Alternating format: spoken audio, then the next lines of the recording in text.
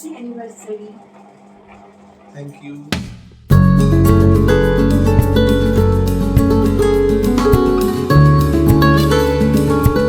Very good morning everyone and welcome back to my channel. আজকে আমাদের second anniversary, আর আজকে anniversary special breakfast হচ্ছে ধোসা আর বাদাম নারকেলের চাটনি। চাটনিটা বানানো হয়ে গেছে, ধোসার ব্যাটার রেডি। এবার আমি জাস্ট ধোসাগুলোকে ভেজে ভেজে দেন খেতে দেবো সবাইকে। অনেক দিন পরই আজকে ধোসা প্যানটা বের করলাম। তবে খারাপ লাগার বিষয় এটাই যে ধোসাগুলো না আজকে আমার একদম মনের মতন হয়নি। মানে যেরকম প্রপার গুঁড়িয়ে গুঁড়িয়ে ধোসা হয় খেতে বা দেখতে ভালো হলেও সেরকমটা আজকে হয়নি। কেন হলো না সেটা আমি বুঝতে পারলাম না। যাই হোক, যেটুকু হয়েছে তাই ভালো। খেতে যে সবার ভালো লেগেছে এটাই অনেক। ব্রেকফাস্ট সেরে এখন এখানে চলে এসেছি রান্না করতে। এটা বানিয়েছি হচ্ছে টমেটো আর আমসত্ত্ব দিয়ে চাটনি। আর বাবা মায়েদের জন্য আজকে বানাবো স্পেশালি চিলি চিকেন, যেটা ম্যারিনেট করে এখানে আমি প্রথম ব্যাচ ভাজতেও বসিয়ে দিয়েছি। আর আমাদের জন্য বানাবো পনির। সোনামা এদিকে সমস্ত নিরামিষ রান্নাগুলো করবে, আমি এদিকে আমিষটা করে নেব, তারপর গ্যাস মুছে দেন। তো এখানে আমার মোটামুটি চিলি চিকেন রান্না হয়ে গেছে। যদি তোমরা বলো যে অ্যানিভার্সারির কী প্ল্যান, তো আমার পার্সোনালি কিছু প্ল্যান আছে, সেগুলো আস্তে আস্তে ব্লগটা কন্টিনিউ দেখতে থাকো। তোমাদের সাথে অবশ্যই সব কিছু শেয়ার করব। রান্নাবান্নার পর আমি একদম স্নান করে ফ্রেশ হয়ে নিয়েছি। আর আজকে একটা হলুদ রঙের জামদানি শাড়ি পরেছি। নতুন শাড়ি কিন্তু পরিনি, নতুন শাড়ি অনেকই রয়েছে ওয়ার্ড্রবে, বাট আজকে পরতে ইচ্ছা করলো না। এই শাড়িটা না আমার দিদি আমাকে আইবুড়ো ভাত খাইয়ে দিয়েছিল। এটা কিন্তু শান্তিপুরের তাঁত, ভীষণ সফট, আর এই হলুদ রঙটা এত সুন্দর। অনেকবারই পরেছি, বাট আজকে অনেক দিন পর গ্যাপে পরলাম। আসলে আজকে আমার এইটাই মানে এই কালারের শাড়িটাই পরতে ইচ্ছা করলো। তার কারণ হচ্ছে আমার প্রভু শ্রী রাধারমণ লালের পছন্দের রঙ কিন্তু হলুদ। আজকে ভেবেছি একটু সিঁদুরের টিপও পরবো, তবে যে সিঁদুর সিঁথিতে পরলাম সেটা কিন্তু নয়, এটা হচ্ছে মায়ের কুমকুম। আমি মাঝে মধ্যেই বড় করে যে সিঁদুরের টিপটা পরি, তোমরা আমাকে পরতে দেখো, সেটা কিন্তু বেশিরভাগ ক্ষেত্রে মায়ের এই কুমকুমটাই থাকে। এটা আমার পরতে না ভীষণ ভালো লাগে, আর পরলে একটা অন্যরকমই ফিল কাজ করে, যেন একটা আলাদাই এনার্জি পাই। অ্যানিভার্সারির দিন একটু যদি শাড়ি না পরি, একটু যদি এরকম সুন্দর করে সাজুগুজু না করি, তাহলে কি ভালো লাগে বলো? অবশ্যই জানিও যে আমাকে কেমন দেখাচ্ছে। আর তোমাদেরকে আরও একটা জিনিস আজকে দেখাবো। এই দেখো, এটা হচ্ছে আমার কাছে খুবই মূল্যবান একটা জিনিস, আমার ঠাম্মার নিজের হাতের তৈরি আসন। যে সমস্ত বস্তাগুলোতে আগে চাল চিড়ে এই সমস্ত কিছু আসতো, কোনোটাই আমার ঠাম্মা ফেলতো না, বসে বসে নিজের হাতে আসন তৈরি করতো। তো এই আসনটা আজকে আমি একটা বিশেষ কাজে ব্যবহার করব। এই আসনটার মধ্যে আমার ঠাম্মার ছোঁয়া লেগে আছে। ব্রেকফাস্ট সেরে রান্নার আগে পরিষ্কার বস্ত্রে বেরিয়ে আমি এই 3টে গোলাপ ফুল কিনে এনেছি। আমি তোমাদের বললাম আমার নিজস্ব কিছু প্ল্যান আজকে আছে। তার মধ্যে প্রথমটা হচ্ছে আজকে আমি আমার রাধারমণ লাল আর রাধারানীর পায়ে আগে গোলাপ অর্পণ করব। 3টে গোলাপ এনেছি, 2টো আগে তাদের পায়ে অর্পণ করব, দেন 3rd নাম্বার গোলাপটা আমি দেবো হচ্ছে রাজা ধীরাজকে। যদি বলি ভালোবাসার ফুল, তাহলে প্রথমে চোখ বন্ধ করলেই যে ফুলটা চোখের সামনে ভেসে ওঠে আমার, সেটা হচ্ছে গোলাপ। মনের ভাব এমনটাই ছিল যে আগে তাদের দুজনের পায়ে অর্পণ করব, তারপর রাজা ধীরাজকে দেব।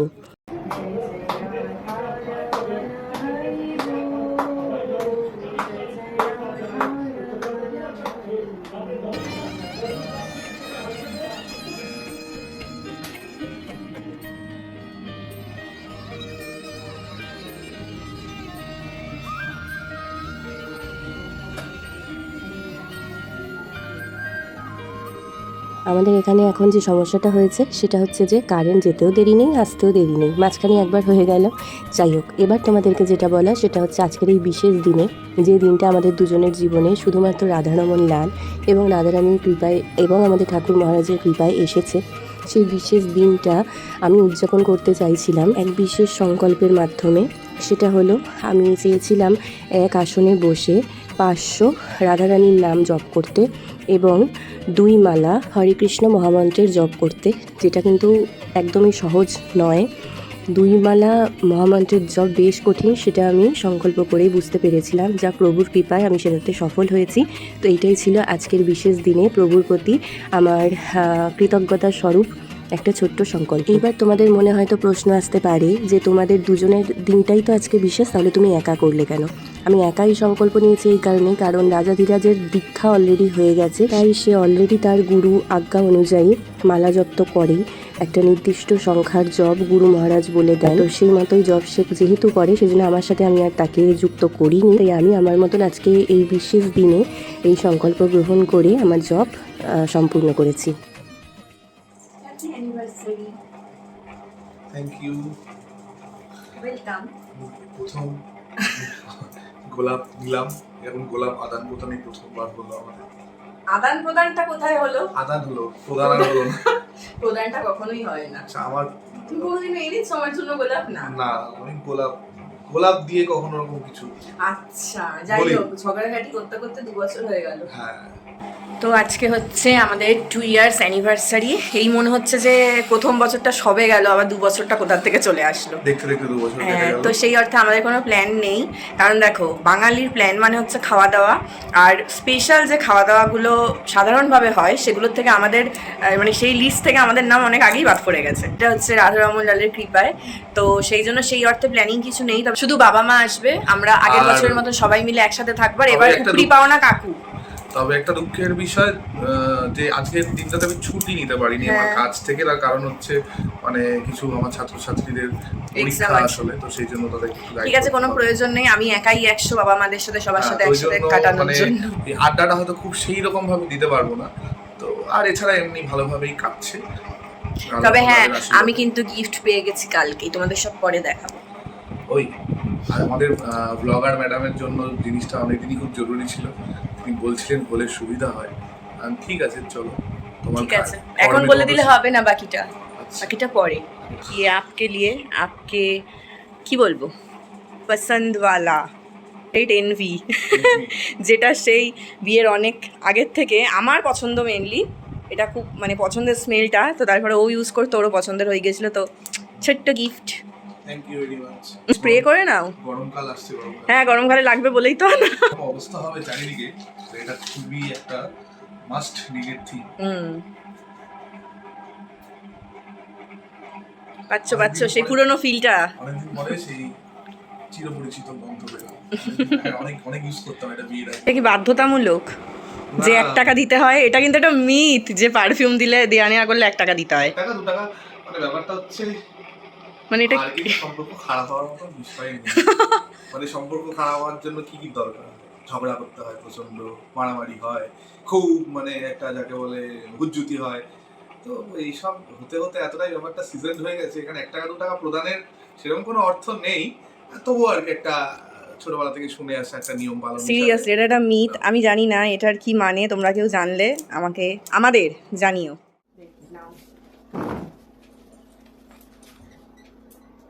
কাকু একটু উঠবে, একটু ওঠো না, কষ্ট করে ওঠো।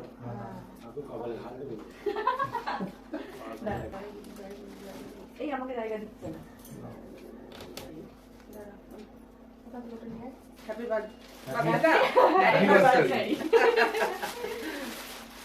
বার্থডে সংক্রান্ত বসে বেশি। Thank you, happy anniversary. এটার জন্য বেশি খুশি হয়ে গেছি। সারা বছর ভালো থাকো, সুখে থাকো, মাথা ঠান্ডা করে চলো। হ্যাঁ, শ্বশুর শাশুড়ি মা বাবা সবাইকে নিয়ে একসাথে থাকো। বাবার আবার ঘুম পেয়ে গেছে, আবার কম্বল গায়ে দিয়ে ঘুমিয়ে পড়ছে।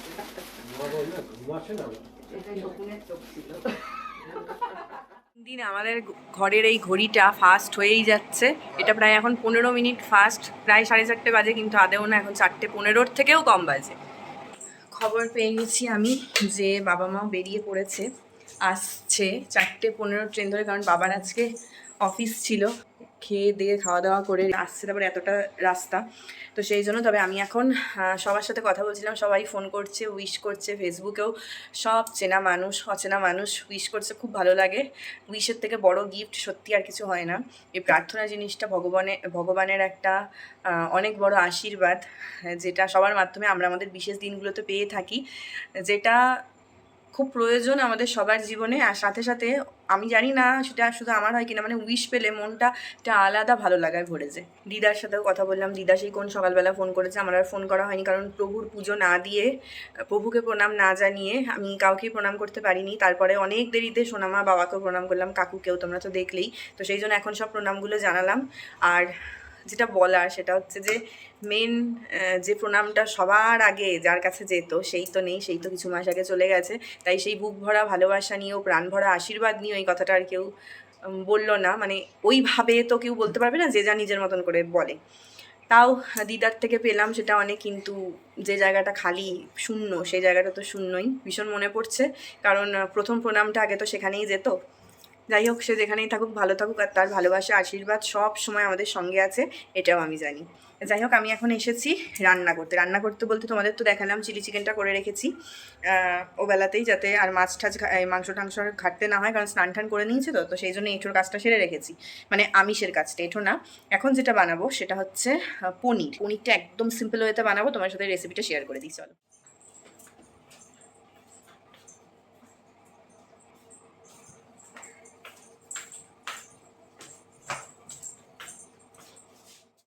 এখানে পনিরগুলোকে কেটে একটুখানি নুন মাখিয়ে রেখেছি, কিছুটা পনির ভাজবো। আর এখানে একটা ভাজা মশলা আমি রেডি করব, সেই জন্য প্যান বসিয়েছি। একটুখানি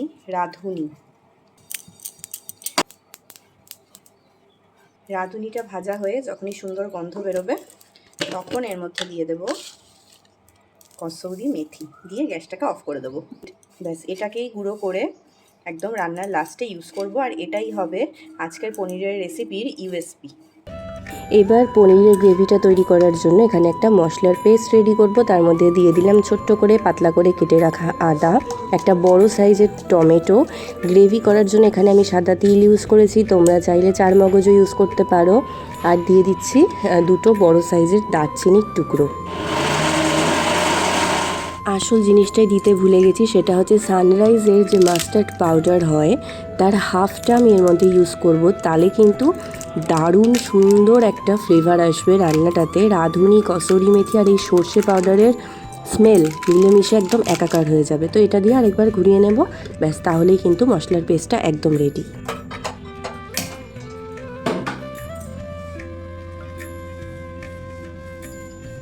কড়াইতে সর্ষের তেল দিয়ে দিলাম, তেলটা গরম হয়ে আসলে এখানে আমি ছোট্ট ছোট্ট করে কেটে রাখা ক্যাপসিকাম দিয়ে দেবো। আর ক্যাপসিকামটাকে কিন্তু জাস্ট কয়েক সেকেন্ড একটু নাড়াচাড়া করব, পুরো 1 মিনিটও ভাজবো না। একটু নাড়াচাড়া করে নেওয়ার পর আমি এর মধ্যে যে মশলাটা বেটে রেখেছিলাম সেটা দিয়ে এবার ভালো করে সব কিছুকে কষাতে থাকবো। মশলাটা একটু সময় নিয়ে কষাতে হবে, আর এটা কষতে কষতে আমি এর মধ্যে নুন, হলুদ, লঙ্কার গুঁড়ো আর স্বাদ মতন মিষ্টিটা অ্যাড করে দেব। দিয়ে এবার ভালো করে এটাকে কষাবো। যদি লেগে লেগে যায় কড়াই, তাহলে কিন্তু একটু জল দিয়ে কষাতে হবে। দেখছো দেখছো, হ্যাঁ, তোর বাবা মা তো বিয়ে বাড়ি হ্যাঁ একদম পুরো হ্যাঁ, হ্যাঁ। দই মিষ্টি মিষ্টি, বাদ যাবে কেন? হ্যাঁ কিছু বাদ নেই, কিছু বাদ যাবে সব না। চলে এসে আস্তে না আস্তেই যতই দই না মিষ্টি। করিস, তো শুনবে কথা না, শুনবে না। তুমি দইটা ঢুকিয়ে দাও তাহলে, হ্যাঁ। এসেই যখন গেছে যত্ন করা উচিত। না, না, আর যত্ন করে রাখলে তো আমরাই খাবো। এই ওপর ওপর রাগ করতে হয়, হ্যাঁ। নামবেন, নামবেন, নামবেন না। আমরা একদম খুশি যে ওইটা দাও না না। না একদমই তা। নাও, নাও। নাও, তারপরে অশান্তি নিয়ে যাওয়া যায়। ও আচ্ছা, তাহলে তো এইটা প্রণামের পরে কি কিছু পেতে হবে আবার? না পেলে কোনো এই নাও। অসুবিধা নেই। তাও পেলে কে ছাড়ে? প্রচুর হিট পেয়ে গেছি, আবার দেখাবো পরে সব। হ্যাঁ তোমারটাও আমার না, হ্যাঁ, নিয়ে যাও। আমারটাও আমার, তোমারটাও আমার। আমারটাও আমার। চলো চলো চলো, এদিকে আমার রান্নার মশলা কষে গেল। এই যে পনিরের মশলা কষে গেছে। আসলে বাবা মা না আগের ট্রেনটা ধরেছে, তো সেই জন্য আমি টাইমটা ঠিক করে মানে বুঝতে পারিনি, মেলাতে পারিনি আর কি। দেখছি অর্ধেক রান্না হলো, ঢুকে গেল, কী ব্যাপার হলো, তো বললো যে আগের ট্রেনটা ধরেছে। তো যাই হোক, এবার তারা রান্নাটা সেরে নিই। এইবারে পরিমাণ মতন জল দিয়ে দেবো, যে কতটা গ্রেভি তোমরা রাখতে চাও। আমরা যেহেতু শুধু পনির দিয়েই ফ্রাইড রাইস খাবো, তো আমরা একটুখানি বেশি ঝোলটা রাখবো, কারণ ঝোলটা না পরে আবার কিন্তু টেনে যাবে। তখন পনিরগুলো দিয়ে ভাজা মশলাটা ছড়িয়ে নামিয়ে নেব, ব্যাস। একবার এইভাবে ট্রাই করে দেখো, একটা সম্পূর্ণ অন্য রকম ফ্লেভার পাবে, আর খেতেও কিন্তু খুব ভালো লাগবে। যেভাবে আমি বললাম সেভাবে একবার ট্রাই করো।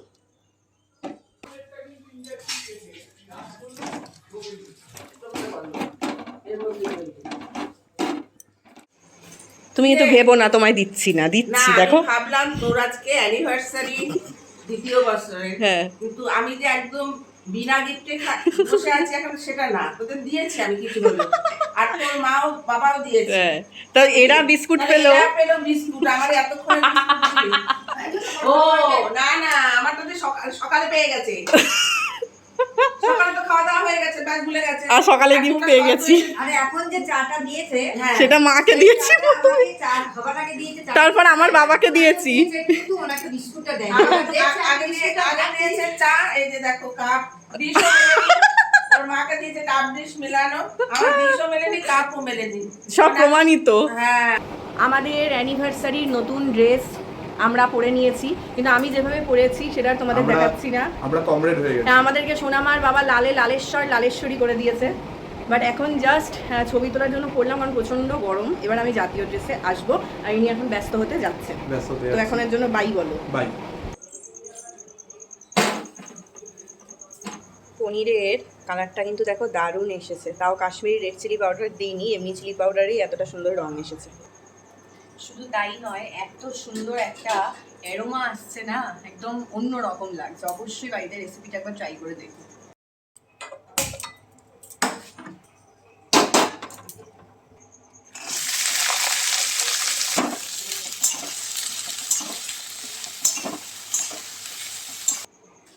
এবার দুই মায়ের জন্য একসাথে নিয়ে যাচ্ছি, দেখি কি বলে। এবার দুজনের জন্যই একসাথে এনেছি, আর কিছু বলতে পারবা না দুজনে। হ্যাঁ থ্যাংক ইউ দিদিরা, আজকে সারাদিন ধরে তোদের বিয়ের ছবি দেখছি। আমাদের হ্যাঁ, এটাই মজার। হ্যাঁ, তাহলে সেই জন্য তো দিবি। দাও নাও, তাড়াতাড়ি শেষ করো, আবার ঠান্ডা হয়ে যাবে ফ্যানের হাওয়ায়। সবাই যে যার মতন গল্প করতে বসে গেছে, নিজেদের গ্রুপ বানিয়ে, আর আজাদিরাজ পড়াচ্ছেন। তো আমি এখানে এখন এসেছি ফ্রাইড রাইসটা বানাতে। এই যে ফ্রাইড রাইসের সবজি ভাজা চলছে এখানে। তো মানে একটা কথা আমি ক্লিয়ার করে দিতে চাই, যার জন্য আমি এখন ক্যামেরাটাও অন করলাম। সেটা হচ্ছে ছোট দাদার, আমার ছোট দাদার যেদিনকে আইবুড়ো ভাত আমি এই বাড়িতে দিয়েছিলাম, সেই দিনকার ব্লগে একজন কমেন্ট করেছেন যে এদিকে তুমি তুলসীর মালা পরছো, এদিকে তুমি মাছ মাংস এই সমস্ত খাচ্ছ, খাওয়াবে, সেটা তো হয় না, এইসব ভণ্ডামি বন্ধ করো, এক্সেট্রা এক্সেট্রা এক্সেট্রা। তো ঠিক আছে, এটা তার বোঝার অসুবিধা। তাও নিউ ভিউয়ার্স কিছু আছো আমার চ্যানেলে, কিছু ওল্ড ভিউয়ার্স আছো। তো যে বিষয়টা আমার ক্লিয়ার করে দেওয়া, সেটা হচ্ছে প্রথম কথা, আমার কিন্তু এখনও দীক্ষা হয়নি। আমি স্বইচ্ছায় বলবো না, রাধারমন লালের ইচ্ছায়, রাধারানীর ইচ্ছায় আমিষ খাওয়া জাস্ট কয়েক সেকেন্ডে ছেড়ে দিয়েছি, মানে ত্যাগ করেছি বলা যেতে পারে, যেটা একটা ইম্পসিবল ব্যাপার আমার তো মনে হয়। কারণ আমি প্রচণ্ড ফুডি, এবং আমি প্রচণ্ড চিকেন, এগ, ফিশ, মাটন সমস্ত কিছু খেতে ভালোবাসতাম। তোমরা যারা আগের ব্লগ দেখেছো তারা তো নিশ্চয়ই জানবে যে আমি এবার পুজোতেও প্রত্যেক দিন চিকেন বিরিয়ানি খেয়েছি বা মাটন বিরিয়ানি খেয়েছি। তো এবার যেটা বলার সেটা হচ্ছে আমার প্রথমত এখনও দীক্ষা হয়নি। আর দ্বিতীয় কথা, আমি যবে থেকে এই সমস্ত কিছু ছেড়ে দিয়েছি তবে থেকে কিন্তু আমার শাশুড়ি মা আমাকে এই ধরনের আমিষ খাবার একদমই রান্না করতে দেন না। জাস্ট আমি নিজের ইচ্ছায়, ওর সেদিনকে আইবুড়ো ভাত ছিল সেই জন্য করেছি, আর আজকে যেহেতু একটা স্পেশাল দিন তো সেই জন্য রান্না করেছি। আমি কিন্তু খাচ্ছি না, বা ভবিষ্যতে আর কোনো দিনও খাবও না, এটা প্রথম কথা। দ্বিতীয় কথা হচ্ছে আমার হাজব্যান্ডের দীক্ষা হয়েছে, সেগুলো স্পর্শও করে না। হ্যাঁ, দীক্ষা হয়ে গেলে আমি স্পর্শও করতে পারবো না, সেটা আমিও জানি। আর আরেকটা কথা হচ্ছে যে আমরা কিন্তু দুজনে স্বইচ্ছায় এই দিকে গেছি। তোমরা সাধারণত জানো যে বৈষ্ণবরা সাধারণত শাকাহারি হয়, তারা আমিষ কিছু খায় না, গ্রহণ করে না। তো আমরা কিন্তু সেটা স্বইচ্ছায় দুজনে গেছি। আমাদের সারাউন্ডিংসের কিন্তু কেউ বৈষ্ণব নয়। মানে আমি বলতে চাইছি, আমাদের চৌহদ্দির মধ্যে কিন্তু কোথাও কোনো বৈষ্ণব সঙ্গ বা কেউ বৈষ্ণব ফ্যামিলির এমন কিন্তু নয়। আমার ওই বাড়ির দিকে তো কোনোদিনই কেউ ছিল না। আমার শ্বশুর বাড়ির দিকে 4-5 পুরুষ আগে আমি শুনেছি সবাই শাকাহারি ছিল, যেহেতু গোস্বামী, এখন সেটা নেই। তো সেহেতু আমাদের বাড়ির সবাই কিন্তু যেরকম তাদের লাইফস্টাইল ছিল সেটাতেই আছেন। তো সেক্ষেত্রে তোমরা জানো যে আমার বাড়িতে শ্বশুরমশাই অসুস্থ, তো তার জন্য কখনো শাশুড়ি মার পক্ষে যদি পসিবল না হয়, তিনি না থাকেন বা তিনি অসুস্থ হতেই পারেন কখনো, তো সেক্ষেত্রে কিন্তু আমাকে রান্না করতে হতে পারে। তো সেই জন্য আমি কিন্তু পুরো ব্লগে সবসময় ক্লিয়ারলি দেখাই যে আমাদের জন্য এটা হচ্ছে আর তাদের জন্য এটা হচ্ছে। যেমন আজকেও তাদের জন্য চিলি চিকেন হয়েছে, আমাদের জন্য পনির হয়েছে। তো আমার রিকোয়েস্ট সবার কাছে, আমি জানি রাধারমন প্রণালীতে এগুলো একদমই চলে না, আমি খাচ্ছি না বা সেও খাচ্ছে না, আমি জাস্ট রান্না করছি। এখনও আমার দীক্ষা হয়নি তাই, কিন্তু আমার যদি দীক্ষা হয়ে যায় আমি স্পর্শ করতে পারবো না, তখন আমি করবো না।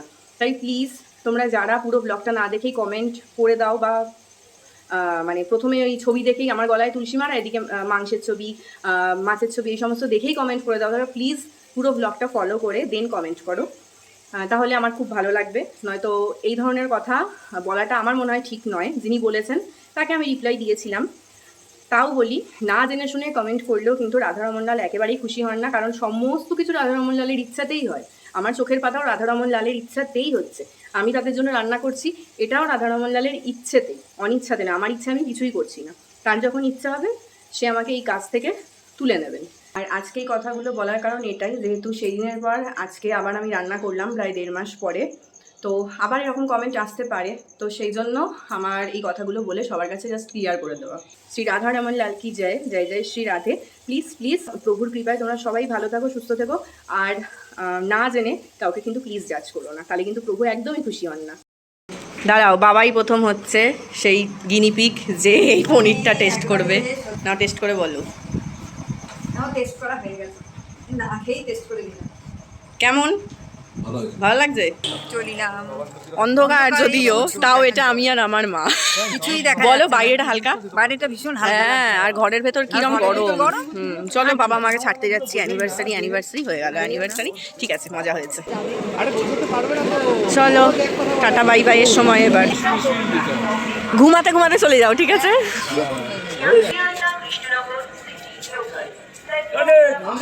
Bye bye bye.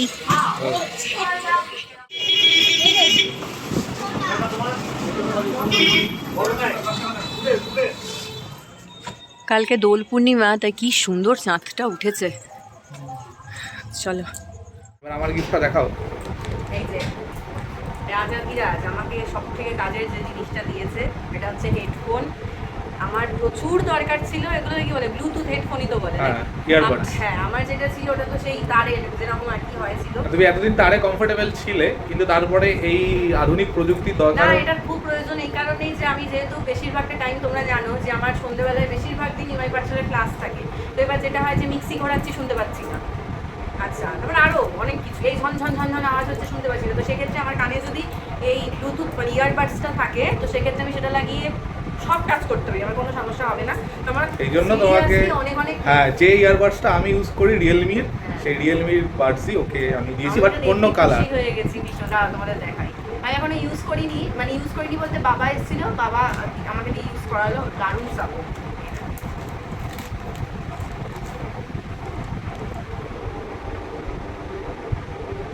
আমি অনেক অনেক খুশি হয়ে গেছি, এটার জন্য অনেক থ্যাংক ইউ। মানে গিফটের থেকে বড় কথা ভীষণ প্রয়োজনই, এটা প্রয়োজনীয়, হ্যাঁ। আর তার সাথে এই যেটা তো মাস্ট, হ্যাঁ, যারা যারা আমাকে গিফট দেয় সবাই সাথে buy one get one free chocolate দেয়। এটা রাজাধিরাজও দিয়েছেন, আর এই যে সোনামা আমাদের দুজনকেই দিয়েছেন চকলেট। আর সোনামা আর বাবা কী কী ড্রেস দিয়েছে আমাদের তোমরা তো দেখেই নিয়েছো। আর আমার বাবা মা আমাদের দিয়েছে হচ্ছে ক্যাশ ক্যাশ ক্যাশ। Cash। সেটা পেয়েও খুব খুশি মানুষ এখন, আর গিফটের থেকে ক্যাশ পেয়ে অনেক বেশি খুশি হবে, সেরকম ব্যাপার। তো সবই পছন্দের গিফট, প্রভুর কৃপায় সব আমাদের কাছে এসেছে, সেই জন্য আমরা অনেক অনেক খুশি। আমাদের সেকেন্ড অ্যানিভার্সারিও খুব খুব ভালো কাটলো। যেটা আরও বলার, আগের বছর অ্যানিভার্সারিতে বলেছিলাম যে তখন বাবার শরীর অনেকটাই খারাপ ছিল, আর এখন 1 বছর পর সেখান থেকে রাধা রমনলালের কৃপায়, রাধারানীর কৃপায় অনেকটা বেটার। খুব ভালো লাগছে এই বিষয়টা, এটা একটা অনেক বড় পাওয়া আমাদের অ্যানিভার্সারি। 2 বছর পার করে দিলাম। 2 বছর পার করে দিলাম। আজকের দিনটাও খুব ভালো কাটলো। বড়রা মানে বাবা মা, ঠাকুমা, দিদা, যারাই বলো না কেন, তারা হচ্ছে বটবৃক্ষের মতন। তাদের সাথে কাটানো এই যে পুরো সময়টা, 2 বছর আমরা কাটালাম একসাথে, গল্প করে, হইচই করে, খাওয়া দাওয়া করে, মানে এটা না একটা অনেক বড় পাওয়া। অবশ্যই। হ্যাঁ, আর সত্যি কথা বলতে তোমরা হয়তো যেরকম ব্লগ দেখো, যেরকম সেলিব্রেশন দেখো, সেটা হয়তো আমাদের হয় না, আমরা সেটা চাইও না সত্যি কথা বলতে। আর আগের বছর তাও তো কেক কেটে সেলিব্রেট করেছিলাম, কিন্তু এখন চাওয়াটা আরও অনেকটাই বদলে গেছে। তো আমরা আমাদের অ্যানিভার্সারিটা যেভাবে সেলিব্রেট করতে চাই, সেটা যদি রাধা রমনলাল এবং রাধারানী কখনো কৃপা করে, উৎসবের আতিশয্যের তুলনায় উৎসবের আন্তরিকতার এবং যে আন্তরিক মেলবন্ধন, সেটাতে এবং সেই সাথে ভগবানের অসীম কৃপা, এগুলোর ওপরই বেশি মানে আমরা দুজনে ব্যক্তিগতভাবে বিশ্বাস করি। এখন বিশ্বাসটা সেই দিকে অনেক বেশি চলে গেছে। কখনো প্রভু কৃপা করেন তো সেদিনই তোমাদেরকে বলবো, আর সাথে পুরোটা শেয়ার করব। একটা স্বপ্ন আছে যে পার্টিকুলার একটা জায়গাতে গিয়ে সেটা যদি কখনো করা যায়, তো সেটা ভবিষ্যতে প্রভুই জানেন তার কি ইচ্ছা। তো চলো, কালকে আমাদের আশ্রম থেকে বলে দেওয়া হয়েছে গ্রহণ আছে, তো 9টা 20-র মধ্যে আমাদের প্রভুর সেবা, মানে 9টা 20 পর থেকে সূতক কাল শুরু হবে। গ্রহণ 3টে 20 থেকে 9টা 20 থেকে সূতক লেগে যাবে। সূতক কাল শুরু হওয়ার জন্য 9টা 20-র মধ্যে আমাদের মধ্যে সব আমাদের সব কমপ্লিট ঠাকুরের করতে সেবা, হবে। সব complete মানে করতে হচ্ছে হবে। প্রভুর সেবা, প্রভুর স্নান সেবা সব পুরোপুরি, হ্যাঁ, পুরো। আর একদম তারপর complete। হচ্ছে বড়দের পায়ে আবি, সেটাও আমাদের কমপ্লিট করে নিতে হবে। তো প্রভুর পায়ে না দিয়ে তো সেটা হবে না। তো সেই জন্য এখন তাড়াতাড়ি খেয়ে দিয়ে আমরা শুয়ে পড়বো, নয়তো 9টা 20-র মধ্যে সব কমপ্লিট হবে না। তো চলো এই ব্লগটাকে দুজন মিলে এখনই এন্ড করে দিচ্ছি। যদি ভালো লাগে লাইক শেয়ার করো, চ্যানেলটা সাবস্ক্রাইব করো। পরের ব্লগে আবার দেখা হবে। সবাই ভালো থেকো, সুস্থ থেকো। আজকের মতন good night, bye and Shri Radha Raman Lal কি জয়। জয় জয় শ্রী রাধে।